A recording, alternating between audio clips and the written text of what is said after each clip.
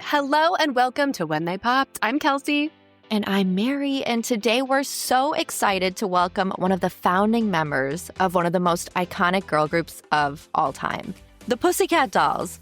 Our guest was a competitive rhythmic gymnast who placed 5th in the U.S. Olympic trials, became one of the most sought-after dancers, appearing in music videos for Michael Jackson, Beyoncé, J-Lo, and Aaliyah, and then joined the original Pussycat Dolls burlesque troupe in 1995 before becoming part of the global pop phenomenon.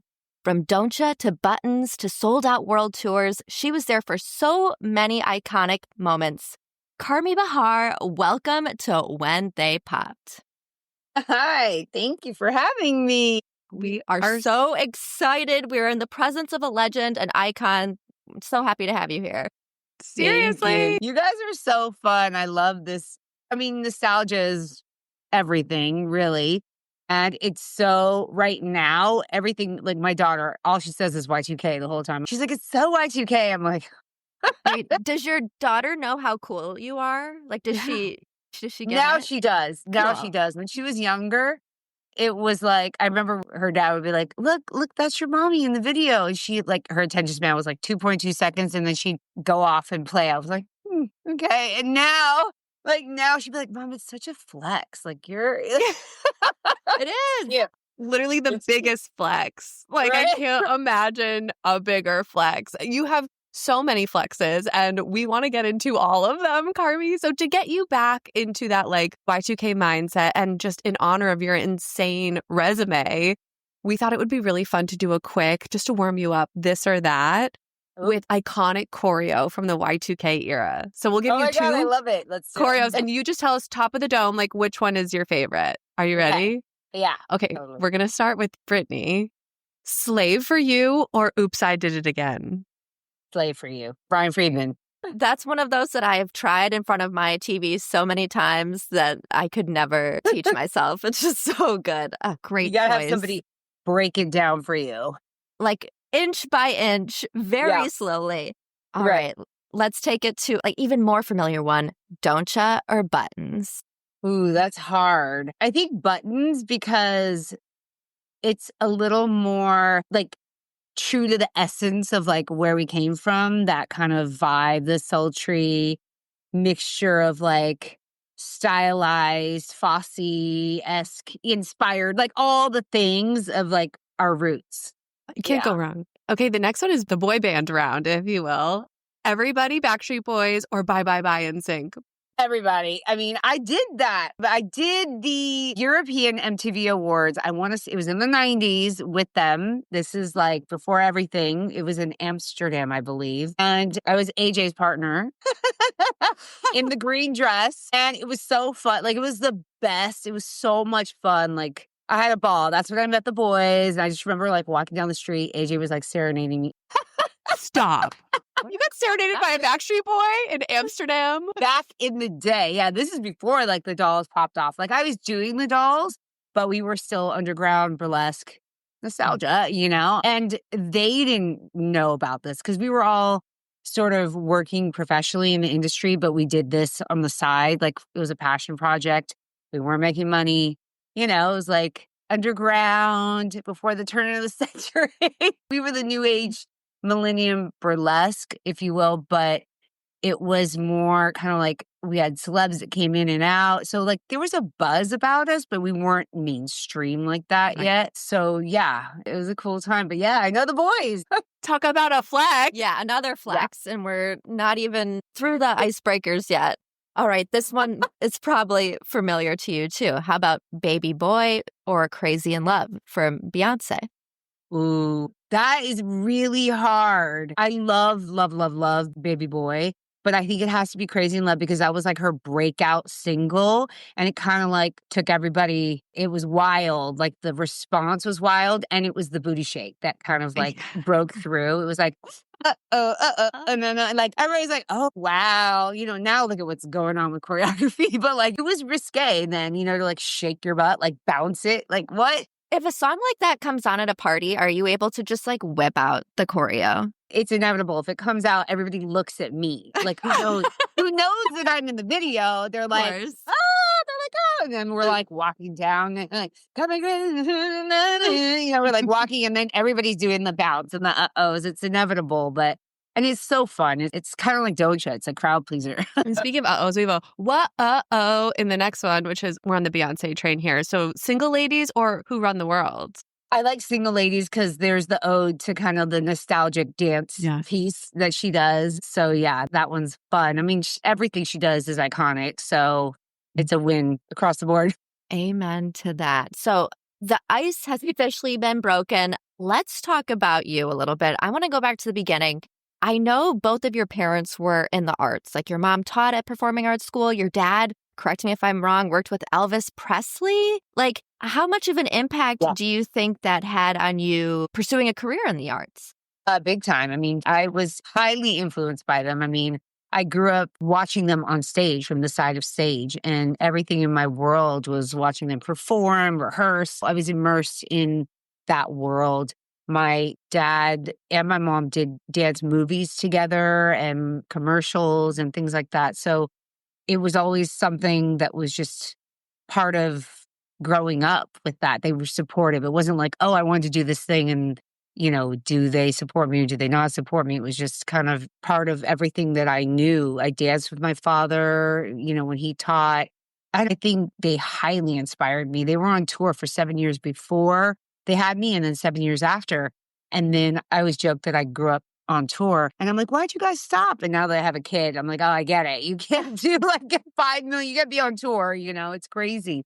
People do it, but it's tough. I mean, I can only imagine. But so not only did you have this performing arts background, but you also competed internationally as a rhythmic gymnast for 10 years. You placed 5th in the U.S. Olympic trials.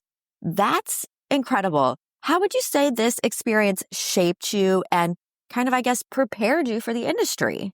Yeah. I mean, the industry is a whole other conversation and ballgame. But for me, being in LA, obviously, I was kind of immersed already in the industry, in the world, and meeting people that I still have relationships with, which I think, is something that you have or you don't, long term, like these relationships that people who have worked and came up together, like Brian Friedman, were here as teenagers and came up in the industry together. He's like my brother. But rhythmic, I competed for 9 years, which was an incredible discipline and training.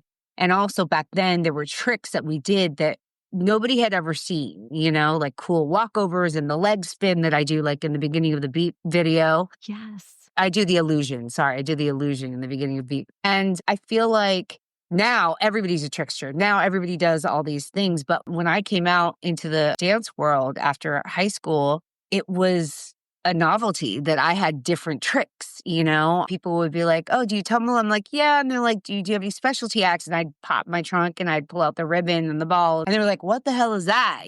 So that was my little claim to fame when I kind of came in the industry that separated me from other dancers. So you were a trailblazer and a visionary is what we're hearing. It was fun. It was a good time. It's a lot now. It's so saturated and all these dancers are amazing and they all hit so hard. I'm like, ow. I watch, I'm like, ow. My neck hurts watching them, And we'd love to talk about the industry and how you broke in. In 1993, you started your career as a professional dancer. You were in commercials. You were also in some iconic movies, 13 going on 30.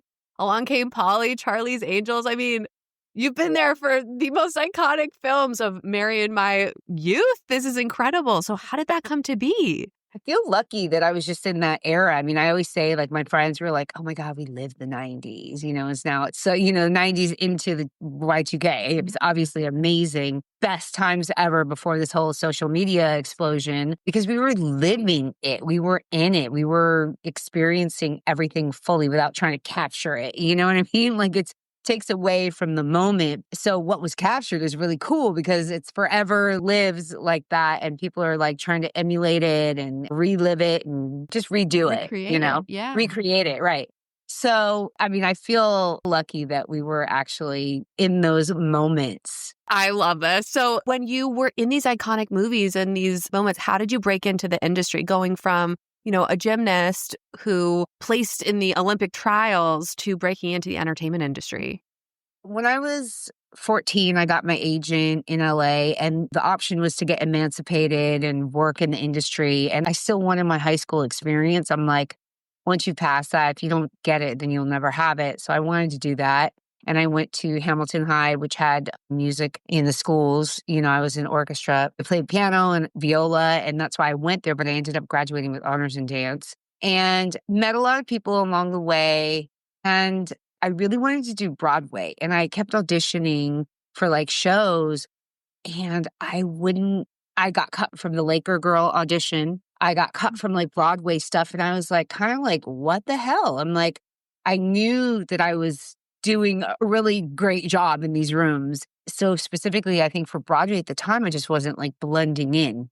You know what I mean? It wasn't like ensemble kind of a thing. And I was like, okay, well, so my career kind of just took this turn where music videos were on deck. And what was so cool is it wasn't just hip hop or this, everything was different. There were different artists, and I loved doing different kinds of pieces, and every job was a completely different vibe, and you got to embody a different character. And that's how I started. The first tour, though, that I did was Ricky Martin's tour in 95. And Iconic.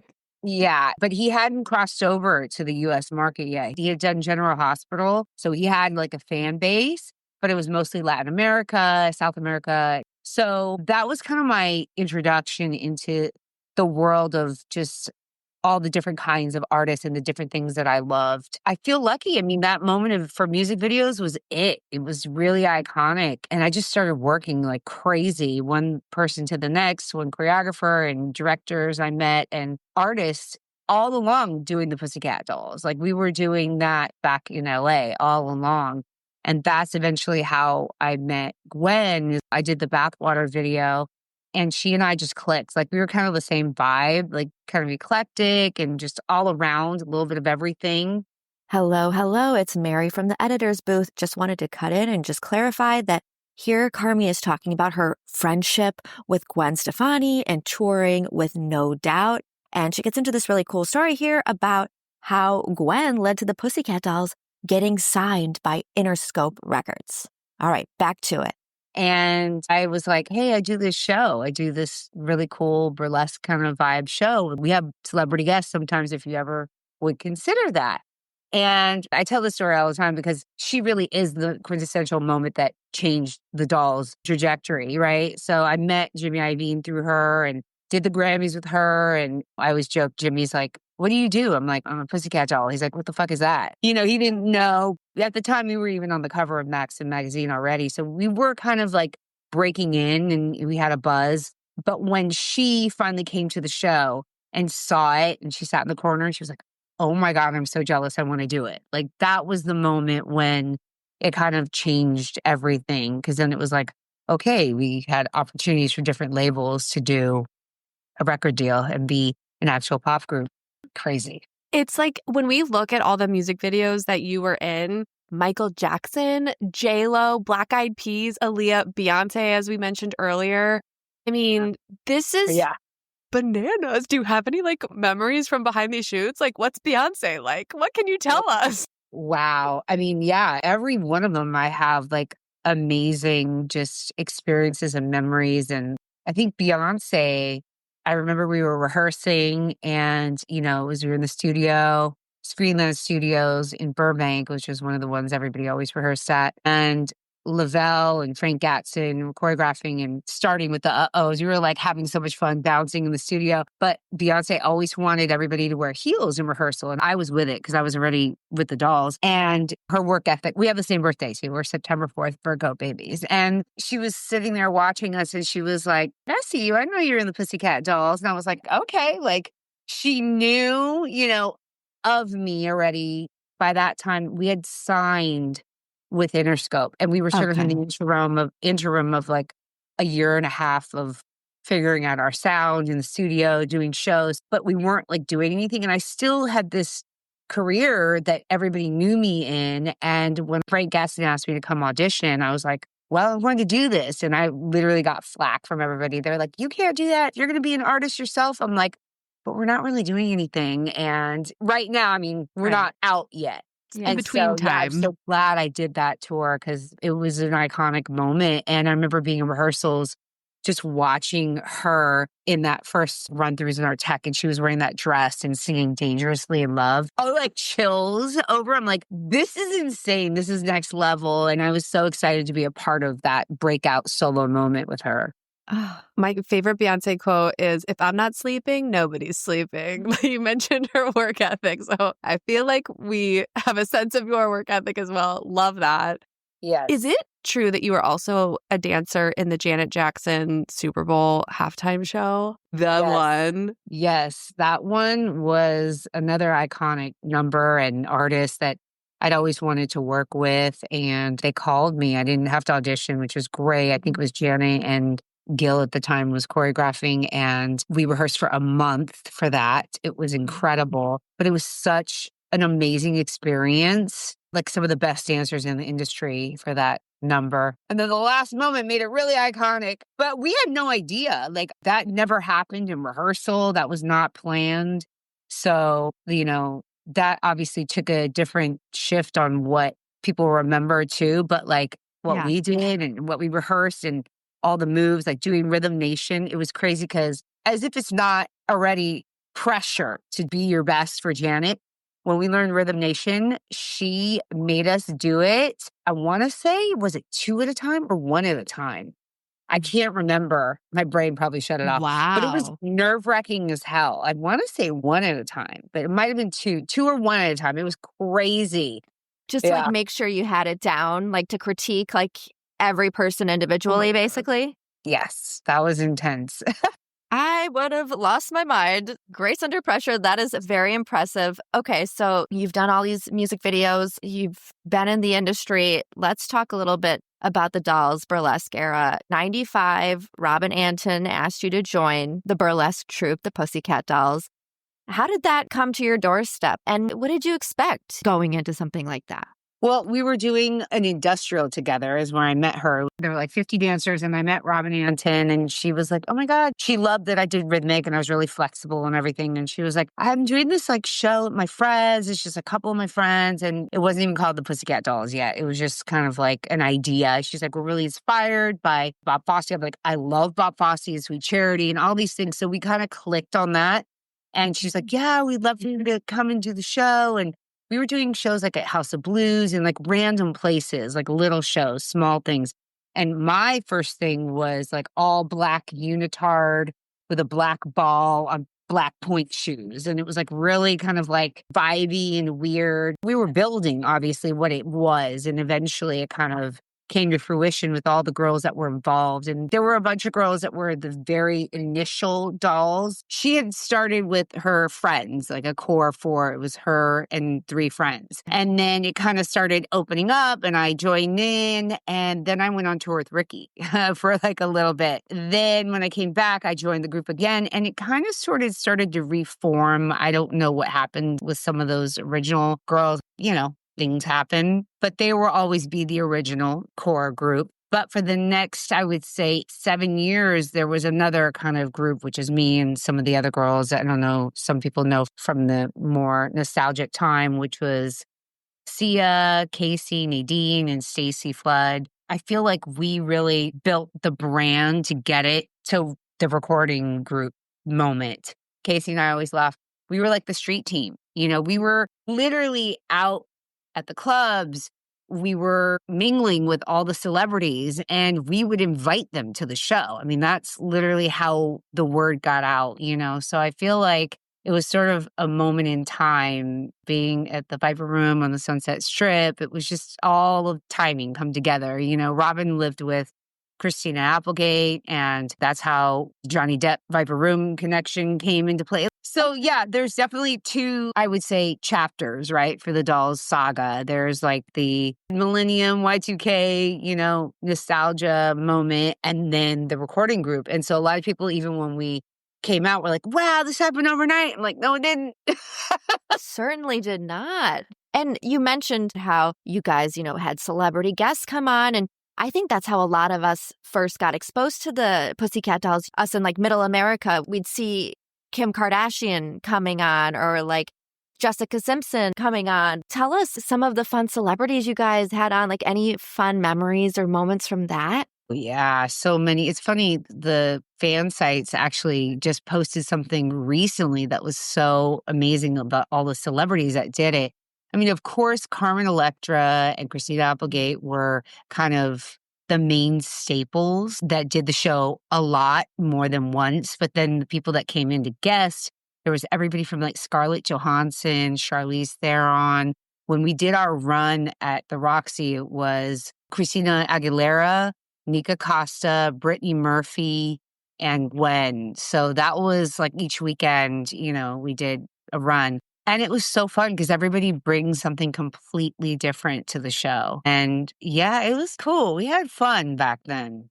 And it was something that I think wasn't necessarily great for their career. It could have been like a bad thing because it was kind of risque and it was off the beaten path of whatever they were doing in their career. But it was so much fun that people was just like living their best lives. Yeah. Wow. I just thought it was the coolest thing ever. But making that transition to that pop group, as you kind of mentioned earlier, you had your friend, because you toured with Gwen Stefani and No Doubt, and Yes. you brought her on as a guest, correct? Yes. And then she came to watch a show and happened to bring along Interscope's Ron Fair and Jimmy Iovine. Yes. Yeah. First, I told her about it. I was like, just come see it so you can see what it's about before you like say yes to obviously being in the show. And she came to watch it. And that was when she was like, oh my God, this is amazing. I'm jealous. I want to do it. And so when we kind of created some new numbers for her and she did the show is really kind of one of our biggest shows when Jimmy, Ron Fair, like everybody came from the label to see her in the show, but then they saw the potential of it being a girl group, which at the time people thought Jimmy was crazy. They're like, what are you talking about? But he kind of reinvigorated the girl group scene with us. And initially he signed, I believe there were like 12 girls. So there was some of the original, my sisters from the original group, and then newer girls, and then they had an audition, which is where Nicole and Melody came from. And then they dwindled it down to the 6 that were going to be the actual group. And it kind of took that year and a half for them to figure that out. I'm pretty much the only one from the original group that sustained and was sort of the thread. Incredible. I had that in my notes. You were basically the only original member. You said, it was basically a year and a half of nailing this group down. Was that like vigorous auditions for you and like just putting different girls together and them seeing what they like or what they thought worked? Like, what did that process look like? And they had a big audition for, girls before they signed the 12. And they only added Mel and Nick from the girls that auditioned to the rest of us. So in the mix, there were some younger dancers who like Ash, Kim, and Jessica that were in the mix who just kind of came on board like right around the transitioning time. They weren't like the main dolls. They did sort of the interspersed dance numbers when we were changing. So it was interesting because like we do a number and then we go backstage and change and then there'd be another number and they do this like kind of cute little in-between number. But then what happened is they became like the main dolls for the recording group. So it was an interesting chapter for me because it was like bittersweet because my sisters, we helped build this situation. But then it was an amazing time and really thrilling to be on the journey of what's possible for the recording group. So once this group comes together and it's whittled down, to use your words, and you have that group, 2005 comes along, your first single drops, and it hits every radio airwave that it could. Don't ya? I mean, this song went absolutely gangbusters. What do you remember about recording the song? Wow. We had spent a while like working on all the different songs, a year and a half to kind of figure out what the sound was. And I feel like every song has its own vibe and genre, which is kind of interesting, but they all go together, which was really great. And we were doing a photo shoot in Vegas for some magazine. And when each one of us shoots, you get to pick your music when you go. And I was like, ooh, at the time, Don't You was underground already. I don't know if you knew, it was sung by Tori Alamaze, another artist at CeeLo Green produced it. And I was like, I want Don't Ya. And I remember some people in the room were like, I hate that song. I was like, well, I love it. It's my turn to sing. And I was like, eh. And then shortly after, we literally found out that that was going to become our song, and we went in the studio to record it with CeeLo. I remember at one point, all the girls were in the studio. We all walked around a microphone singing the Don't Ya. So it was like a moment I'll kind of remember. It was pretty cool. And then that became our first single, which blew up like crazy. I remember hearing it on the radio. I'm like, what? This is wild. It all from that moment on, it was a whirlwind, and to think we really accomplished so much in such a short amount of time. When you look at the big picture, it was wild. It's cool though. It's really cool. I choose to remember like all the good stuff, performing on stage and traveling and meeting all the fans, and just like, I feel grateful that the songs are timeless in a way. They just never get old. I performed Don't Ya at the Operation Smile this past week. It's become a tradition because if I ever speak or whatever, like they'll always outro me with Don't Ya. And so then, or if I'm in a party, they'll put it on and somebody hands me a mic. I'm like, okay. And it's fun. It gets everybody on their feet. It's a great party song.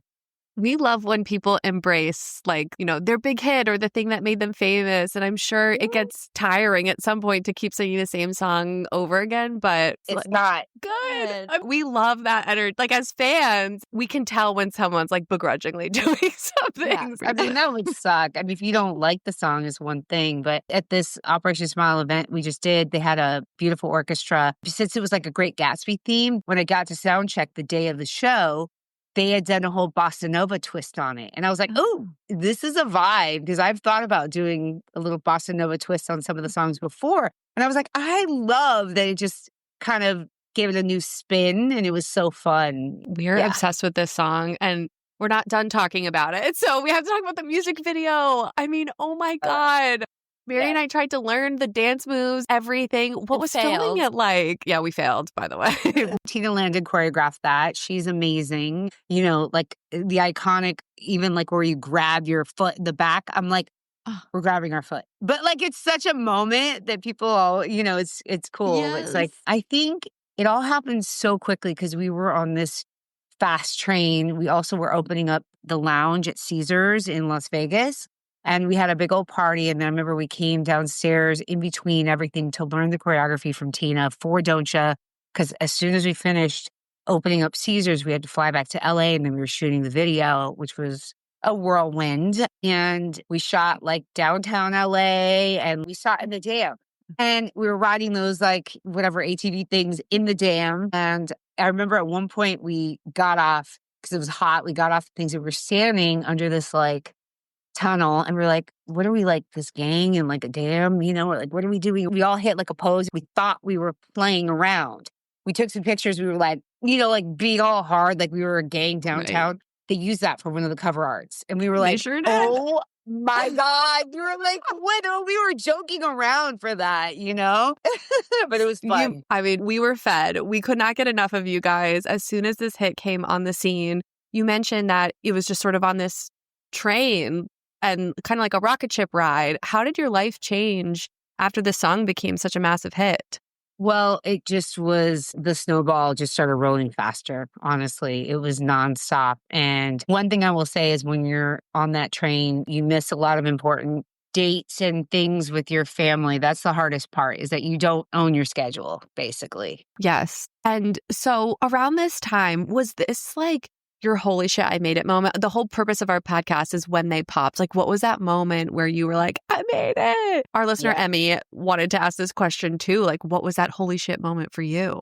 Yeah, I think when we got the deal was just like, wow, this is happening. And it was always a dream of mine, because even when we were doing the shows at the Viper Room and we would lip sync songs, like old school songs with like an old mic, I'm like, why don't we like actually sing these songs? Like, that would be so amazing. There were only two singers, me and Stacey Flood at the time in the group, but we should totally start singing these songs. So when it happened, it was kind of like a dream come true. And I know a friend of mine, Tanika, who was a journalist, who's a dancer also, and she was just like, you used to say that all the time. I'm like, I did?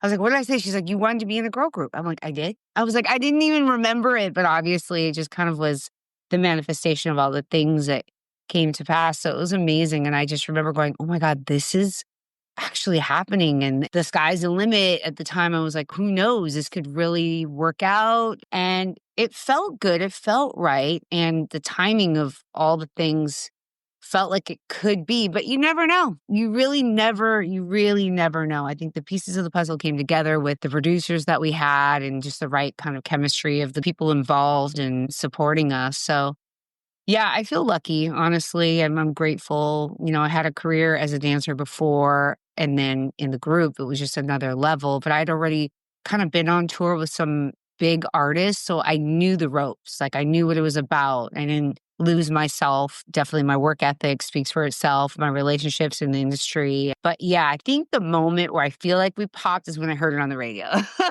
I was like, oh my God, like screaming in the car. I mean, it's what you would imagine that moment. It's like, what? It's crazy. You guys just had like so many hits off of this album. Like aside from Don't Ya, what song was your personal favorite? Was it Don't Ya? Was it another? All of them. Honestly, I loved all of them. They were all different. I think Don't You was definitely the biggest jam, and we started performing that everywhere as a single.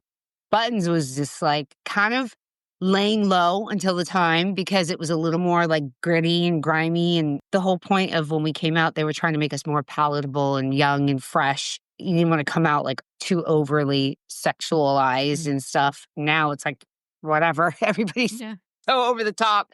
At the time, it was like you had to play the game a little bit. But I loved Stick With You because it was like our only ballad. Love.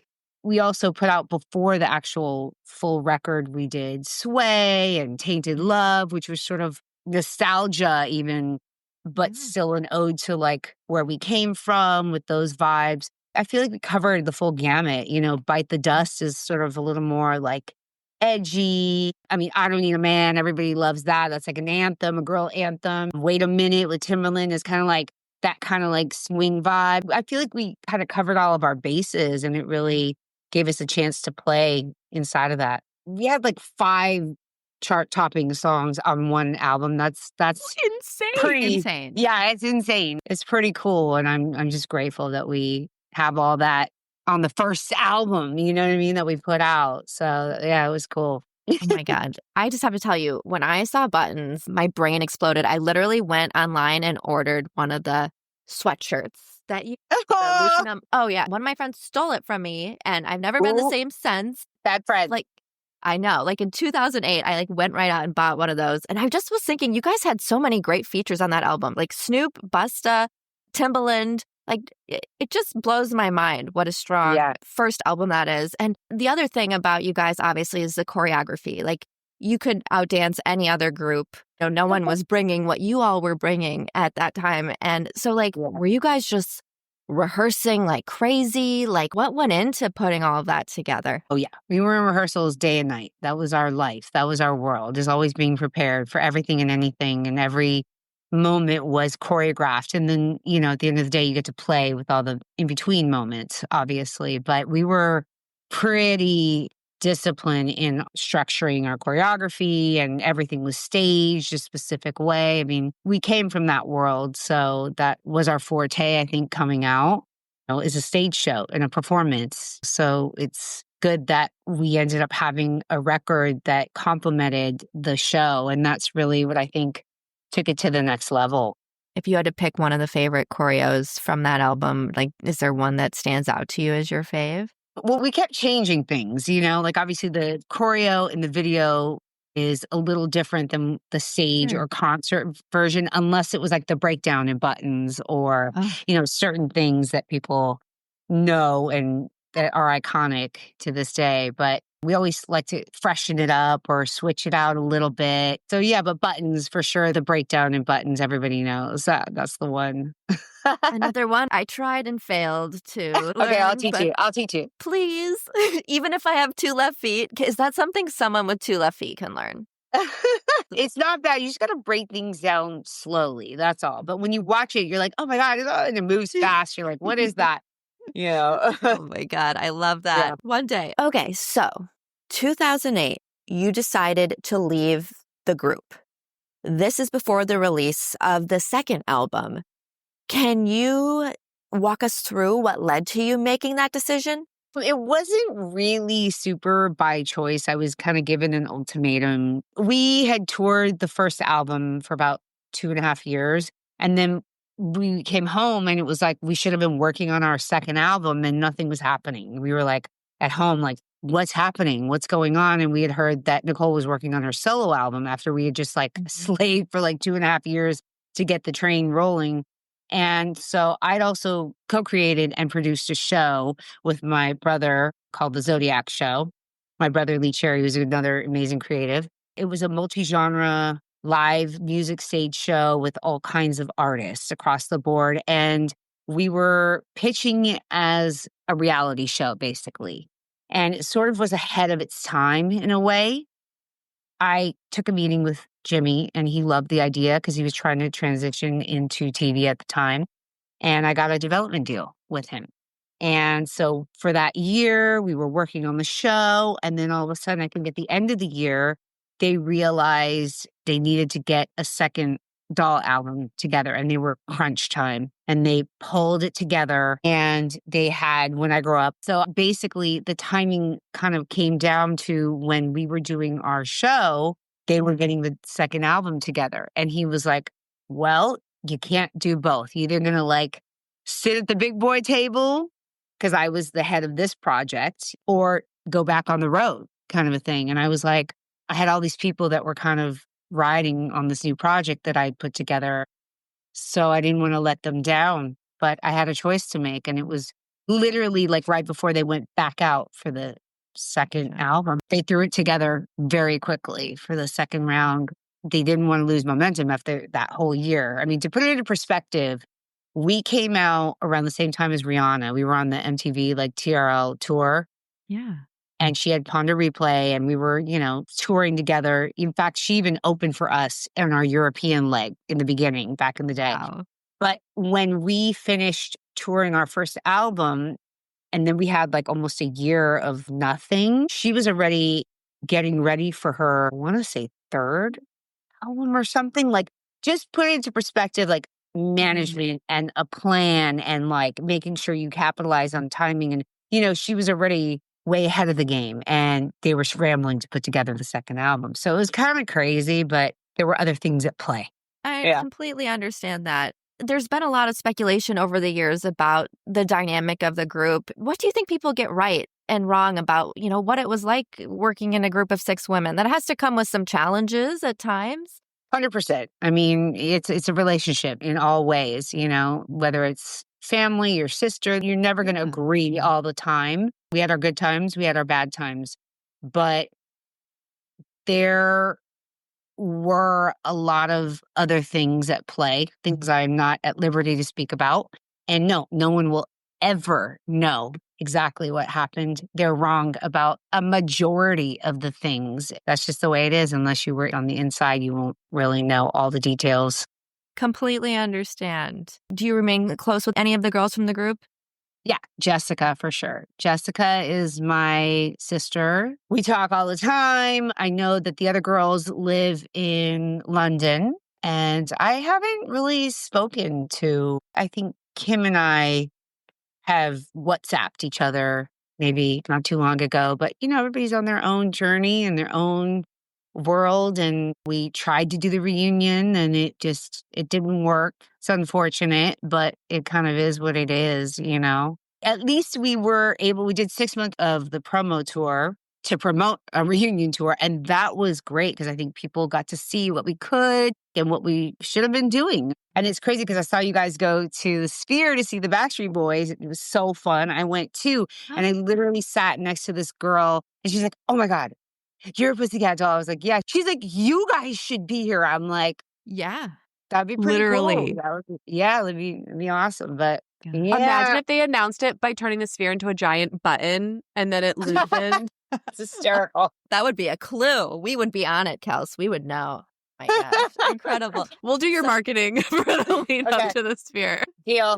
I'm sure what happened with the reunion tour and after React got such a positive reception, I'm sure that was disappointing. Would you ever be if the stars aligned, open to seeing the Pussycat Dolls together again one day? I always had high hopes for it, but I think when the reality is when the reunion happened, I kind of was like, oh yeah, this is why we fell apart in the first place. It was kind of a reminder, unfortunately. And you hope that people grow and evolve and kind of want the best, but that's just not how it transpired, unfortunately. And so I definitely don't have the relationships with the girls in this group like I did the girls in the original group. We're still all sisters and talk, and it's not like a day has passed, and we're all very supportive and loving of each other. And it's just hard. I think the industry kind of feeds that beast of all the things that change a person's, I don't know, not identity, but just like, how they operate and how they navigate and their authenticity. And, it goes kind of deep. I mean, it's unfortunate, but it does affect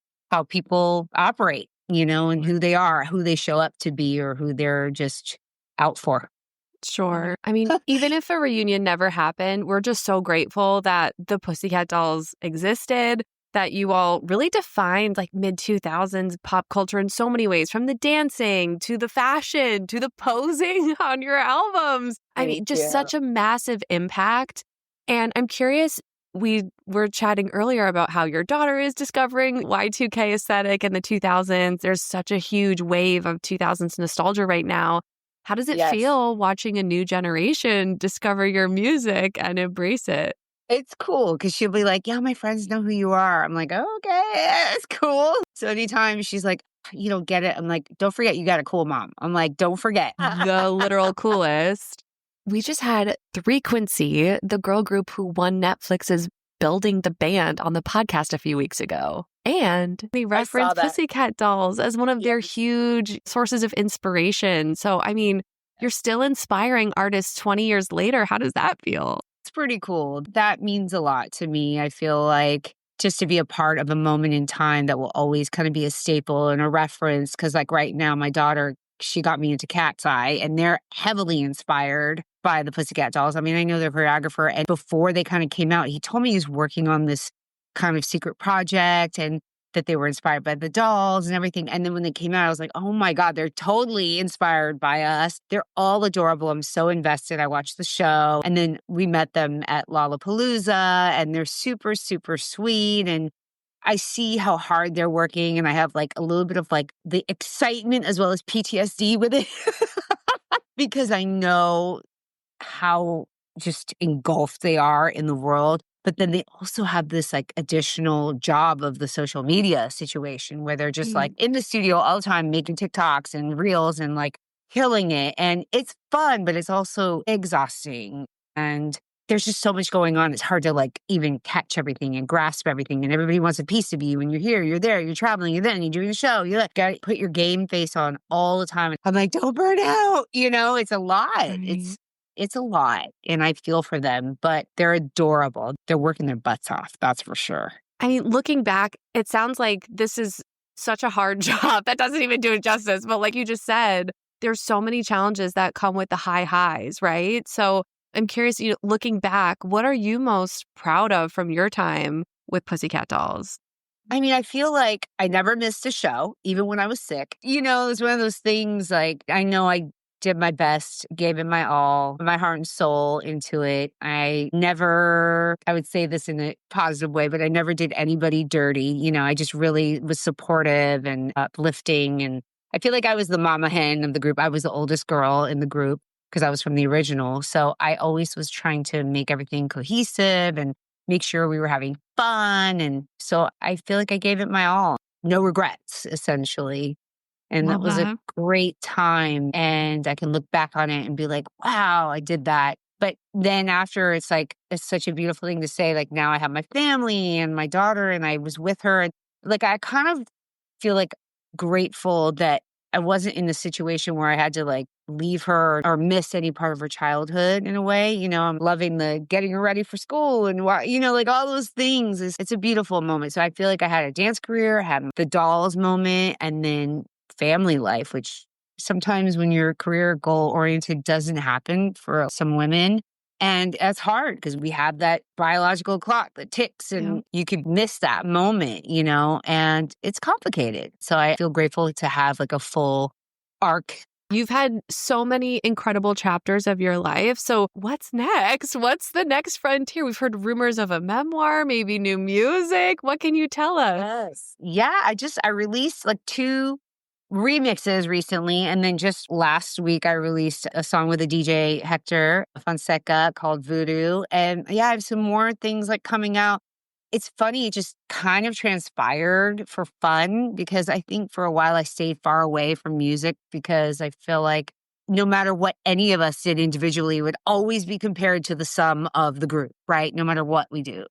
And so I just stayed away from it.